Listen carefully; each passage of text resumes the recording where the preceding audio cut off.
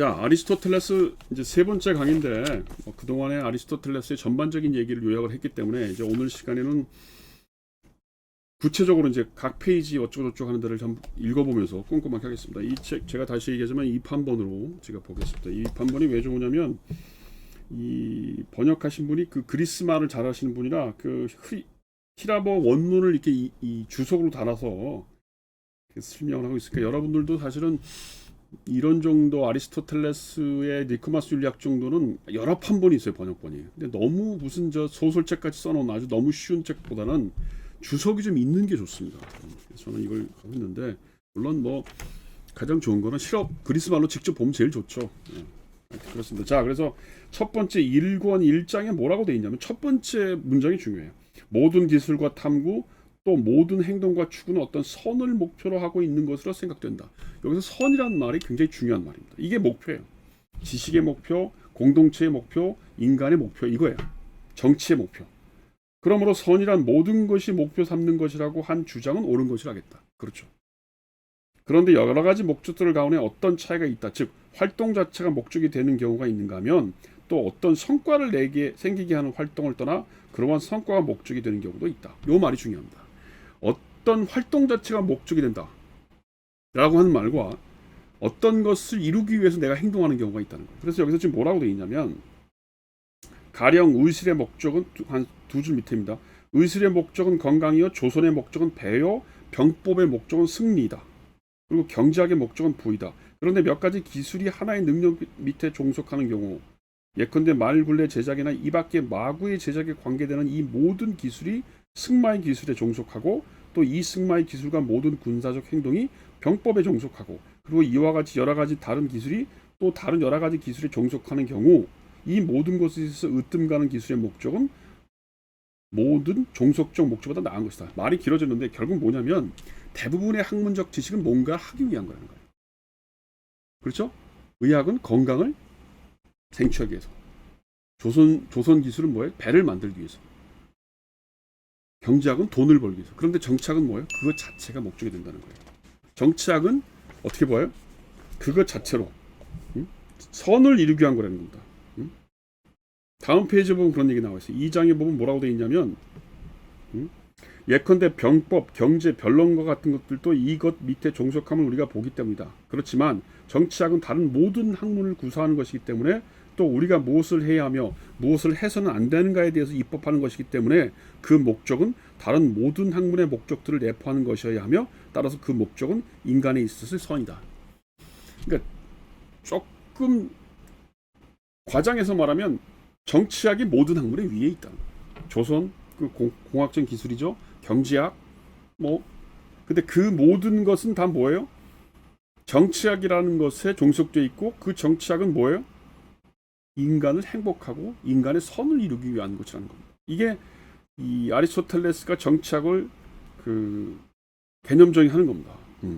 그래서 두 가지 중요한 것이 있는데 뭐냐면 지식에는 혹은 인간의 행동에는 무엇을 위해서 하는 것, 그걸 이제 소위 포에시스라고 해요. 기술적인 거, 다른 2차적인 목적이 있는 걸, 그걸 그리스 말로 포에시스라고 그러고, 두 번째는 그 행동 자체가 목적이 되는 거 있어요. 그걸 뭐라고 그래요? 프락시스라고 해요. 행동 자체가 목적인 경우, 그것은 바로 정치학의 목표라는 겁니다. 인간의 선을 만들고 공동체의 행복을, 사람들의 행복을 만들어주는 것이기 때문에 그렇다는 겁니다. 그래서 4장에 보면 우리가 달성할 있는 모든 선 가운데 최고의 것은 무엇인가? 그건 바로 행복이라는 말이 나와요. 그래서 아리스토텔레스가 얘기하는 게 지식의 목표 혹은 공동체의 목표는 뭐예요? 선을 이루는 것이고 그 선의 최고의 구체적인 형태는 뭐예요? 그 공동체 안에 있는 사람들이 행복해진다는 겁니다. 그 다음에 이제 이 4장의 옆에 4페이지를 209페이지에 보면 정치학의 여러 가지 문제에 관한 강의를 잘 이해하려면 들을 수 있으려면 먼저 좋은 습관을 가지고 자랐어야만 한다. 그러면서 이제 슬슬 이 인간의 덕성에 관련된 얘기를 하고 있어요. 그 얘기가 이제 좋은 습관을 길러주는 것이 정치학의 목표라는 얘기를 하고 있는 겁니다.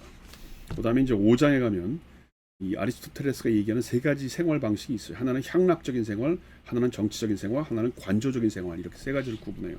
이거 왜 내가 강조를 하냐면 이게 플라톤하고 다른 겁니다. 플라톤한테의 가장 이상적인 생활이라고 하는 건 관조적인 거예요. 이상형적인 생활. 그 이상형을 만들기 위한 하나의 도구가 바로 정치였어요. 플라톤한테. 그런데 아리스토텔레스는 뭐라고 그러냐면 물질적인 생활, 여기서는 향락적인 생활이라는 말을 했는데 물질적인 것도 중요하다는 거예요. 어떻게 사람이 맨날 무슨 이상 꿈만 꾸고 기도만 하고 사느냐. 그거 아니라는 겁니다. 그래서 물질적인 것 굉장히 강조한다는 겁니다. 그래서 향락적인 것과 관조적인 것이 대비된다면 그 중간을 잇는 게 정치적인 거예요. 정치적인 건 뭐예요? 인간과 인간 간의 관계를 얘기하는 거죠. 그래서 이 세 가지가 어우러져야 인간이 행복하고 이 공동체가 행복해질 수 있다는 얘기를 하는 겁니다. 그런 얘기들이 돼 있고 뭐 비슷한 얘기가 계속 반복되면서 뭐라고 돼 있냐면 그 다음에 216페이지에 뭐라고 돼 있냐면 인간은 본래 사회적인 존재로 태어났다는 말이 나와요. 아주 유명한 말입니다. 이 말을 잠깐 설명하고 지나가야 되는데 인간이 본래 사회적이라는 말은 뭐냐면 인간은 군집을 이렇게 서로 어울려 사는 것이 본성이라는 거예요. 이게 왜 중요하냐면 나중에 홉스, 로크, 루서, 칸트 이 소위 사회계약론자들에 가면 인간은 자연 상태에서 혼자 살았어요. 근데 혼자 살았는데 그것이 뭔가 불편한 게 있어서 사회계약을 맺었다는 겁니다. 그렇지만 그 사회계약론자의 궁극적인 생각은 특히 이제 홉스, 로크 같은 사람들은 뭐라 그러냐면 나 혼자 살아도 된다는 거예요. 꼭 굳이 다른 사람하고 어울려 살지 않아도 혼자 사는 것도 괜찮아. 이렇게 생각한 거예요. 루소도 뭐라 그래요? 자연 상태에서 사람들이 그냥 잘 살았대. 그런데 그 자연 상태에 살면서 가장 중요한 게 뭐냐면 다른 사람이 나를 죽일까? 혹은 그게 홉스죠. 두 번째는 다른 사람이 내 재산을 빼앗아 갔을까? 이런 걱정, 그리고 그런 일이 벌어지니까 그것을 보호하기 위해서 인위적이란 말이 중요해요. 인위적으로 국가를 만들었다는 거예요. 그런데 아리스토텔레스에서 여기서 인간이 본래 사회적인 존재라는 말의 의미는 국가는 인위적으로 개인들이 계약을 만들어서 우리 국가를 만들자 이렇게 해서 만들어진 게 아니고 인간의 본성 자체라는 겁니다. 국가라고 하는 단위가. 그래서 국가라고 하는 건 소위 이제 그 결사체라는 말을 먼저 쓰는데 결사체 혹은 국가라고 하는 공동체는 자연스러운 거예요.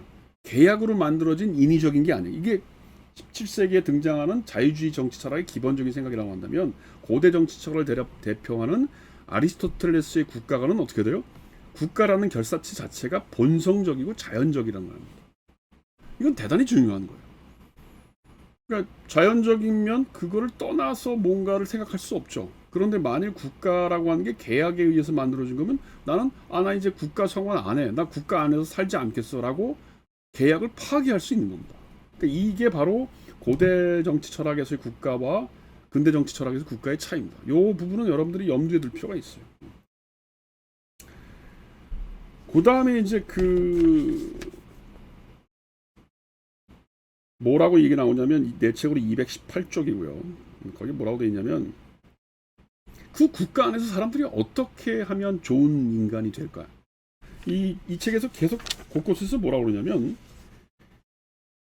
정치학의 목표, 이 223페이지를 봅시다. 먼저 이게 순서가 좀 바뀌지만 여기 뭐라고 돼 있냐면 223페이지에서 이 아리스토텔레스가 뭐라고 돼 있냐면 정치학의 목적은 뭐예요? 최선의 목적이라고 언명한 그 정치학의 목적은 뭐냐면 국민을 일정한 성격을 가진 인간이 되도록, 즉 선한 인간 그리고 고귀한 행위를 할 수 있는 인간이 되도록 하는데 심혈을 기울이는 것이다. 그러니까 정치학의 목표가 뭐예요? 인간이 선한 인간이 되도록 만들어준다는 겁니다. 그래서 나중에 이 정치학이라고 하는 책의 이 정치학이라는 책의 그 뒷부분에 7장 7권과 8권에 가면 처음으로 공교육, 교육을 어떻게 시켜야 되는 얘기가 굉장히 자세히 나와요.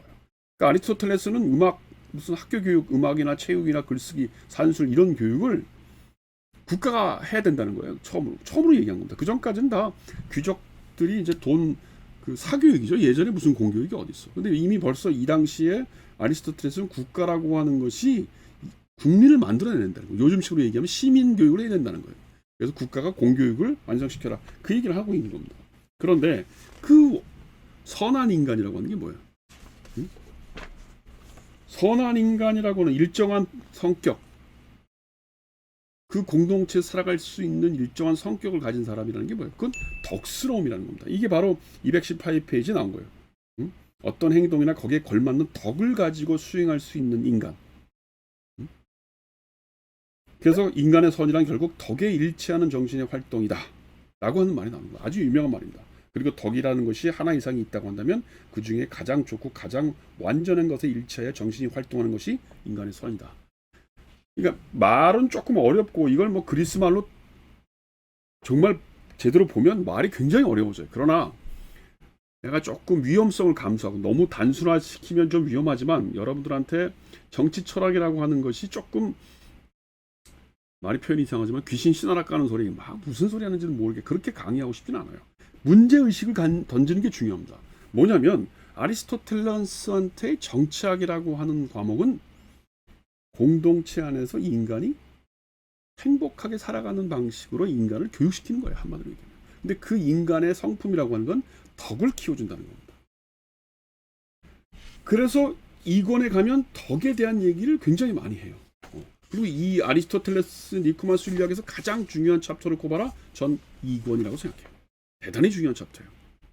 그런데 그걸 가기 전에 제가 이 책의 6권을 먼저 보려고 하는 겁니다. 왜냐하면 지식 얘기가 거기서 연결될 수 있어요. 이게 사실은 이 책 여러분들이 보면 이게 뭔 소리를 하는지 왔다 갔다 해요. 그래서 제가 지난 시간에도 이 전체적인 내용의 윤곽을 한번 설명을 드렸는데 1권과 6권을 같이 보면 지식에 대한 아리스토텔레스의 입장이 분명해져요. 그래서 오늘 여기서 끊고 다음 시간에 6권 얘기를 하겠습니다.